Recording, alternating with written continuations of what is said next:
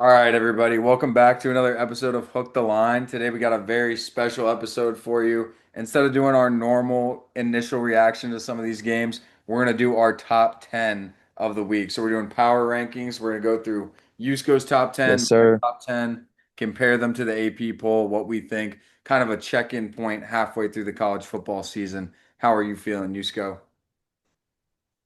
Feeling great. Last week was a big week. Couple big football games, couple upsets, and I got a good slate this weekend. Um, as you can see, I'm not in my normal confines of my home. I'm in the city of brotherly shove, which is Philadelphia. I hate this place, but I'm glad to be back on the pod. Another week of fun for college football. What Yeah, is I'd it? Week like to just shout out for your 8? sake, the New York Football Giants. I mean, give it up. Give it up for the New York Football Giants. Future is semi-bright. I got to give it to him. Jackson Dart looks pretty good. Scatterbo looks good. Both look like pretty good home run picks for our staff that is kind of on their last limbs. Hopefully, we can put together a few wins. And I mean, the NFC East, it looks like it's still up in the air. I know I've maybe added a pinch of delusion in there, but it's still early in the season. Yeah, still time to We've seen dream. Dable do some crazy things.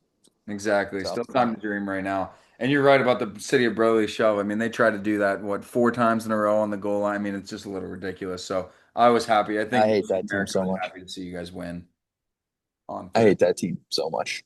So awesome. Yeah.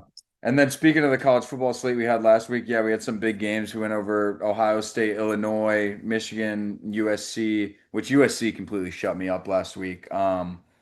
Yeah, I don't know what to think about them going into this week because they completely proved me wrong. Alabama, Missouri turned out to be another good game. Oklahoma, Texas, I think we both got that spot on. Kind of Texas getting the win in that one. Maybe Yep. it was, it was bigger than we thought it was going to be, but we both had Texas getting the W in that one, Arch bouncing back. And then Yes, sir. I'm just gonna have a moment of silence for like all Auburn fans at the moment because it's Yeah. just, yeah, I'll say one thing and I'll just keep it very short. Hugh Freeze should have been fired the moment he decided to bring Peyton Thorne back for the second season. And that is all I'll leave it at because you can't have a defense like that every year and turn around and produce absolutely nothing. So, yeah, I feel like that Auburn team has just gotten screwed. Like either it's a penalty. I mean, that fumble on the goal line was just a sheer tragedy. Like they're just like right there, but like not that's producing wins, I guess. So it's just all unfortunate. yeah, you gotta just learn how to push past that though, and that's where Kirby's just a better coach, where at halftime he makes those adjustments, they keep the momentum It's and insane. 14 yards in the It's like second two half. different games first half. Yeah, no, totally. It's So insane. He's able to all do it credit week to in, week Georgia. out.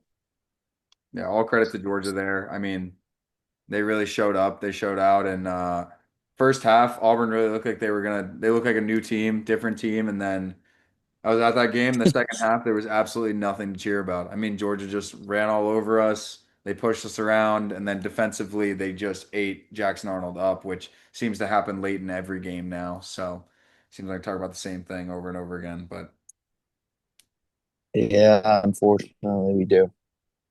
yeah, and then we had Indiana, Oregon, which Indiana.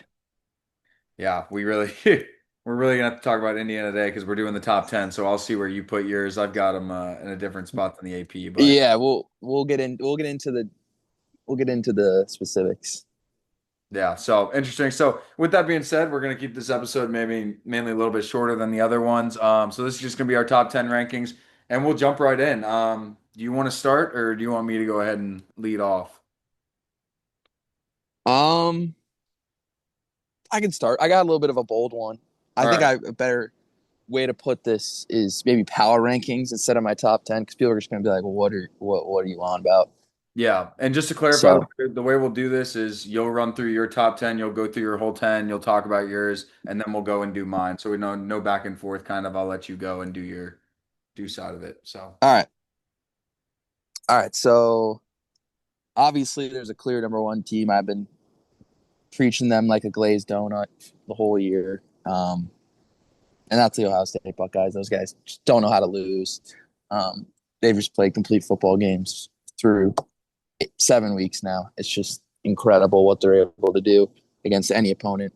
Obviously, started out great against Texas and has dominated conference play ever since.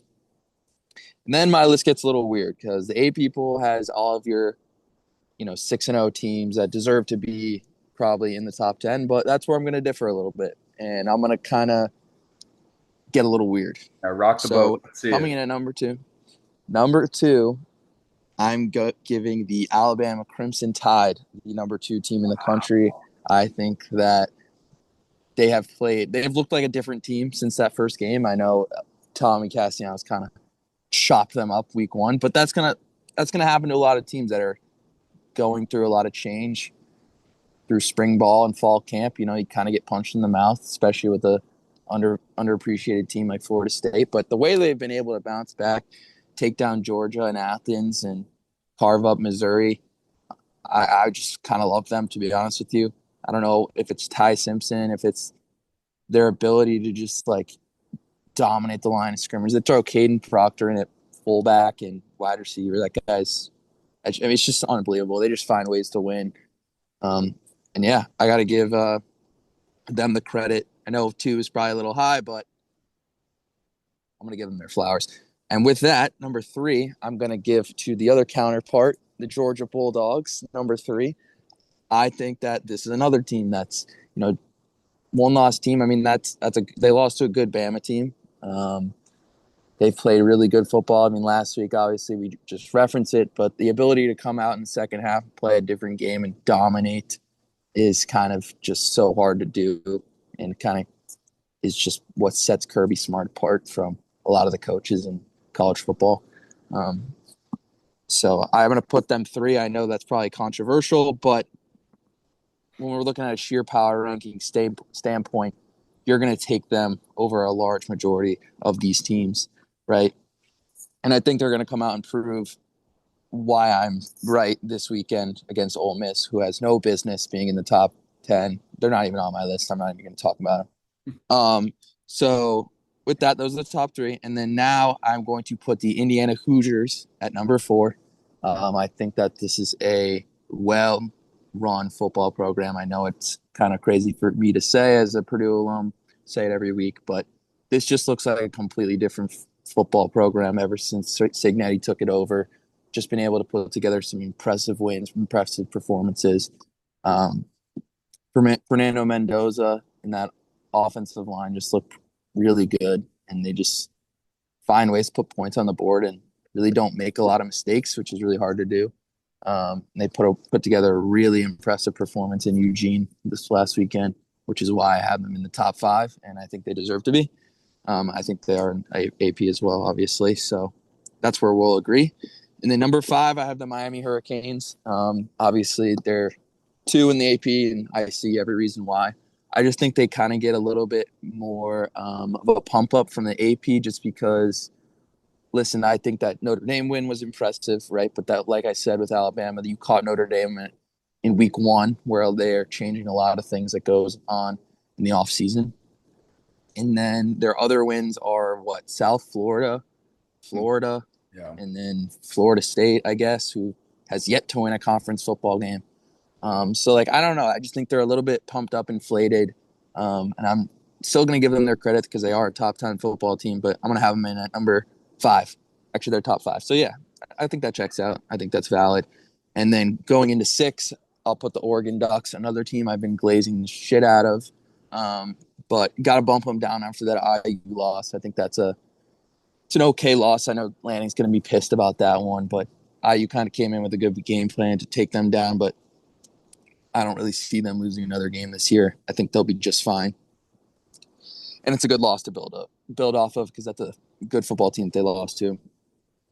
And then 7, 8, and 9 is kind of interesting. 7 and 8 are kind of, respectable. I got to give Texas A&M and Texas Tech their credit because they haven't lost a football game. Texas A&M being the number 7 ranked team in my rankings. Played really well at Notre Dame. I think that game could have gone either way. I know Notre Dame went for 2 late in that game. Could have gone either way, right? I think that's why they get a lot of credit in the AP poll for being top 10. Had some other impressive wins. I know the Auburn game course, we both tune into, and then a few others. They got a good matchup this week against Arkansas, who was my deep sea dog last week. So game to watch maybe. And then Texas Tech is number 8, probably the best team in the Big 12. I got to give credit to because that's a Power Four conference team, and they haven't lost. Put a really good win together in Utah. I know we talked about that one, and then have been able to win the games that they're supposed to. So don't have the toughest schedule, but I mean, if they're able to win the Big 12, that's impressive, and they deserve a top 10 designation for sure. And then my last two teams are really controversial. I know that people probably have saying they have no business being in the top 10, but they're top 10 teams in the country, whether you like it or not. And that is number 9, the Notre Dame Fighting Irish. I think that they are a top 10 football team in the country. At the time, I know lost to Miami week 1, Texas A&M week 2, so they're at 0-2 starting a week, but we've been able to bounce back, put together some impressive offensive performances. I know their defense has been okay, but they also have another one coming up this weekend that's going to be key to watch against USC, and then we'll talk about that in our next episode. But I think that's another team that's could have lost their last game this season, and I think they deserve their flowers for sure to be put in the top 10. I know it's controversial, but gotta be bold. And then my last one, it's probably even more controversial and probably makes no sense to anybody, but it's the Texas Longhorns. I still think that they're a good football team regardless of their record. Caleb Downs and co kind of got the best in week 1, which is obviously my favorite defense in the country. Not a lot of teams are going to win that football game. I don't think anyone's going to win that football game week 1. And then obviously you have the loss to Florida, which is not great. But I really want to give that credit to DJ Lagaway, who really played well that game. I think they caught Florida at a bad time, who was pissed coming off 2 hard losses and going back to the swamp. And we're desperately playing for their season. So I think they're just getting caught in bad situations. And, that Red River rivalry kind of maybe set them back on track. I know they have a tough schedule down the road, but I'm not giving up an arch. I'm a Manning believer. So yeah, that's going to be my top 10. Very bold, very questionable, no doubt, but it's what you got to do in this business. And let's hear what you got. Wow. Texas. I mean, Texas, Initial that's a reactions. shocker. Yeah, that's a shocker going from 21 to 10 with I Texas. got I it. mean, I like it. Yeah, I would call it like a power. If you're calling it a power ranking, then I understand that. Yeah. So, I mean, they definitely could get back on track, and that team is going to get better as the season goes on. That was a huge win against Right. Oklahoma, by the way. That like their defense looked back to Yep. what we thought they were, and they showed that they can like buck up when they need to against big teams. So that's something that some of these Right. teams in the top 10 I don't think can do that are currently in there. And you've got a lot of I'm kind of shocked because I would have expected you to go a little bit Big Ten glaze, but you've got a lot of SEC, glaze going on, moving up. I got to keep it. I got to keep it balanced, man. I can't have the whole shaft in my mouth. I got to get Yeah. it Yeah, no, I balanced. get it. I get it. But Alabama and Georgia both moving up there very highly. I think that could be something we definitely see in that Alabama Georgia game we might look back on and say, I mean, who knows with Ohio State if they lose Michigan or something, those could be 1 and 2 at some point. So you never know. Yep. But very interesting top 10. I'll make sure to have a graphic up with your top 10 as you go so that people can see. And then yeah, I'll jump into mine. So yours varied a good amount from the AP poll. Mine's going to vary too. I think I got 2 teams that are currently in the top 10 that I'm going to move out, and then 2 teams that I'm going to bring in with that. And then other than that, I'll just mix and mash people from there. So, similar to you, I think we can both agree number 1 team in the country. We talked about it last week. They proved it last week. Our prediction was pretty much dead on that it was just going to be belt to ass and it was going to be 40 something to somewhere between 7 and 17 points, which it was. So Ohio State Buckeyes take the number 1 spot. I don't think there's much arguing that there. I think they have the best roster in the country. I think they have one of the best resumes, even still in the country, given that they've beaten Texas, given that they've beaten now every test they've had, they've passed with flying colors. So I don't see any way you move them out of the number 1 spot. And then number 2, it pains me to do this, but I am going to jump on Indiana up to number 2. I just think that is a really, really good win in Oregon. Like that might be the best win of the season with Oregon beating Penn State in a whiteout before that and having all this hype and just being able to go in there and shut everybody up about Indiana doesn't play big teams. That was the narrative last season. they have this one game on their schedule that everybody's looking at as probably a guaranteed loss, and they come out and prove people wrong. So I just thought it was a really impressive win from Kurt Signetti and his team in Mendoza. So I'm giving a lot of credit to that Oregon win. With that being said, for number three, I'm going to do something similar to what you did. You moved Alabama to three or to two. I'm going to move Alabama up to three. Um, Similar reasons as you had. I think when you can throw Caden Proctor in there, it shows that you're really comfortable with your offense, and I think that's where they're at. And when I watched that Missouri game, my one thing with Alabama, I will say, is that I think Kalen DeBoer tends to really keep games close. Like he's not doing what we've seen Alabama do in the past, where against teams that they probably should just beat, they'll kind of blow them out and they'll end the game early. He's keeping the games close and he's giving teams a chance to go beat him. So that's the only knock I'll have on Alabama. But I think you can't knock a team week one too much for their performance if they show up and show out the rest of the time. So beating Georgia was big, beating Missouri was big, going on the road in both of those games, I think I put a lot of credit into. So we're gonna see how they turn out. But yeah, I think they're back to where Alabama standard is, and they're playing really good football right now. At four, I'm gonna go with Miami. Yeah, AP Bowl has them at two. I don't think I can drop them any farther than five. And so I'm gonna put them at four. I think the next two teams I have both as Miami and Texas A&M. I think you could flip flop. It's basically just what Notre Dame win do you like? It's that's like what's carrying both of these teams at the moment. I mean, Texas A&M really has only beaten Notre Dame. Yes, they beat Auburn at home. Yes, they beat some other. Who they play this last week? They beat. Oh, South Carolina. It was South Carolina. Yeah, they played South Carolina and they beat them at home. So not a crazy schedule for A&M. Not a ton of difficult tests, but that Notre Dame win does carry a lot of weight, especially being on the road. So I have them kind of flip flopping four and five. You could do whatever you want with that. And then at six, I have Georgia. I've moved them up. I just don't think, I think the AP poll is kind of stupid for putting Georgia at nine and fringe top 10. Like, we know, everyone in their heart of hearts knows that Georgia is no less than like a seven or a six or a five kind of team. Their one loss is to Alabama, who is a very, very good team, and they've been known to lose that game. And other than that, they've gone on the road to Tennessee and they've beaten them. They've shown they can put up points, but they've also shown that they can defend by letting up 10 points at Auburn this week, who I think a lot of people, including myself, thought was going to be a trap game. And they just show that they're built different. They've had that championship DNA where when it comes down to it and you need a play, you need a momentum shift, they can make that momentum shift. Um, I do want to say they got to work on their clapping form. I'll just put that out there. Just practice Yeah, their that's clapping nuts. form a little better. But no, that's the one dig I'll give it that. And then you got to give Texas Tech. I have them at seven. AP has them at seven. You got to give them their flowers. They're a very good team, very good roster. I think that win against Utah is going to look really good at the end of the season. But with the Big 12, you never know. I think a lot of these teams are going to end up with one to two losses. And that's why it's going to be hard for the Big 12 to get more than one team in there. Texas Tech does look dominant, but then you've also got BYU and Utah kind of nipping at their heels. So we'll see what happens with that. But you got to put them in there. But until they play someone of, very substantial stature, I can't really put them into a top five position, even though they're Yeah. undefeated. Um, this is where I'm going to get weird and I'm gonna have a team that probably people aren't gonna have in the top 10, and people might. I have them at eight, and it's gonna be Georgia Tech. Mm. And I love Haynes King. He might be my favorite player. I joked about this like a couple weeks ago that I want to buy a Haynes King jersey, and I still might do it because he might be one of my favorite college football players I've seen play in a while. Just the way that he carries that team, his toughness, the way that if it comes down to it and Haynes King's got the ball, I trust Haynes King way more than normally whoever they're playing.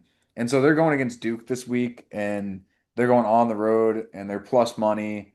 I'm going to take Haynes King every time in that. Just a little preview into what one of my best bets will be. But I've got Georgia Tech at eight. I think they're very, very good. I think Brent Key has done a very, very good job. They've gotten better every year.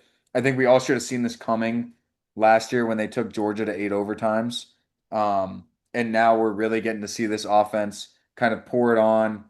And that win against Clemson, I know Clemson hasn't been great, but I think that win against Clemson is still really impressive because I think Clemson's kind of finding their stride. And so being able to beat that team, and especially with the narrative around it of that You never beat Clemson, you never beat Dabo, and Georgia Tech's able to prove people wrong. I think this is a different year for Georgia Tech. That's why they're in my top 10. And then the one Uh, other team, it's just going to jump two spots, but I've got Tennessee in my top 10. I think their only loss now is to Georgia, who, if I'm going to have Georgia at 6 and I'm going to have Alabama at 3, I feel like it's only fair for me to put one loss Tennessee there. And so that leaves my final team, which is going to be the Oregon Ducks. And I know it's probably pretty low at 10 to put them there. I just think they had everything set up so perfectly. And I really didn't like that they didn't win that game against Indiana. I know it's impressive for Indiana, but I really didn't like that for situational things. It's like everything felt in your favor that you're playing at home. You got this momentum coming off a big win at Penn State. You get Indiana, you get to shut everybody up, you get to establish yourself as the leader in the Big Ten, other than Ohio State, because nobody's really going to pass them, and you just don't do it. And so I think that was a very big warning sign for me for Oregon. And so I've kind of taken a major step back on them. So I've got them at 10, and that's going to round that out. Barely missing out. Ole Miss, I agree with you. No business being in the top 10. If you watched any of that Washington State Ole Miss game last week, I mean, dreadful, dreadful performance from Ole Miss. It was disgusting. I don't know how they stayed in the top five after that. And then my other team is LSU, who just hasn't shown me enough so far. So they're barely out there as well. Yeah. So that's gonna wrap up my top 10. Yeah, Ole Miss sucks. I think they're gonna prove it this weekend. Uh, yeah. we can kind of agree on that. No, yeah. A lot of my top 10 picks will work out as the year goes on. I know you're probably supposed to do it in the moment, but I don't see Ole Miss winning this weekend. I don't see Tennessee winning this weekend, right? And that's kind of why I didn't put them in the top 10. Georgia Tech is an honorable mention. They have a huge game this weekend. If they're able to win that they'll go in my top 10 for sure. Because that's probably a tough game for them. As well as who else did I have on the cusp there?